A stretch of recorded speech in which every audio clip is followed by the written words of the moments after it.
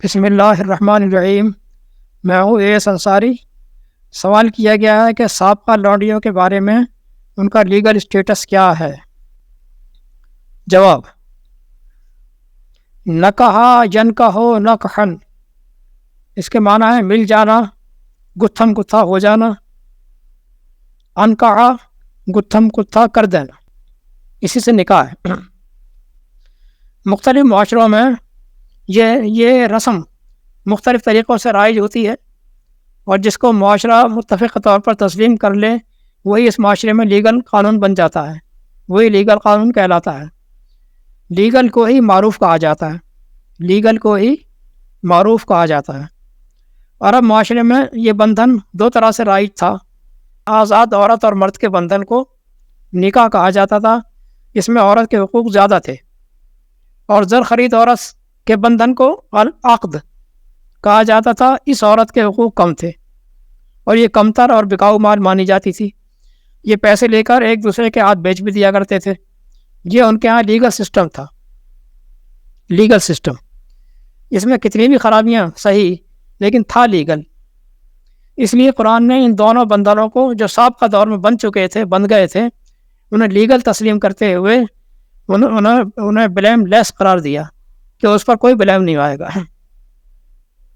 الا علی ازواجہم او ما ملکت ایمانہم فانہم غیر ملومین، 23/6۔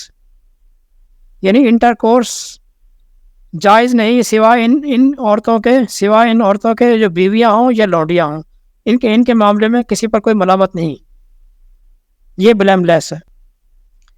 جرم تو جب بنتا ہے جب کسی فعل کے خلاف کوئی ایکٹ پاس ہو جائے اور وہ پبلک بھی کر دیا جائے، تب اس کا جو ہے عمل کرنا اس پر وہ جرم ہوتا ہے۔ اس ڈیٹ کے بعد سے، جب اس کو پبلک کر دیا گیا، اس ڈیٹ کے بعد سے وہ عمل جو ہے وہ جرم قرار پاتا ہے۔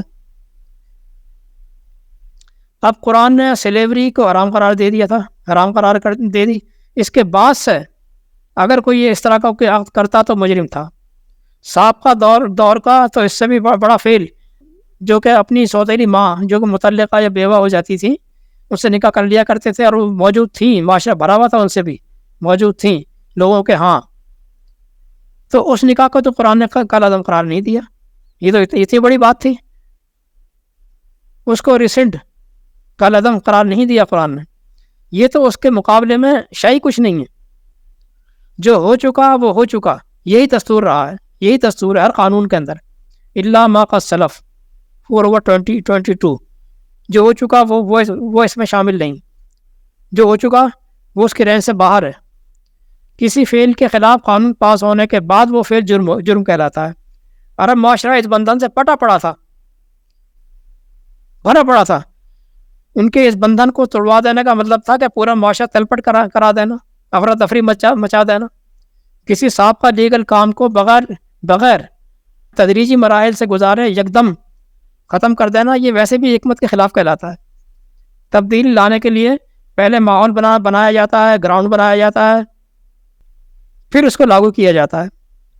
جو ہو چکا سو ہو چکا، جو ہو چکا سو ہو چکا، اس کو سنبھالنا جانا ہے، جو ہو چکا اس کو سنبھالنا جانا ہے، اور آئندہ کے لیے دروازہ بند کر دینا ہے۔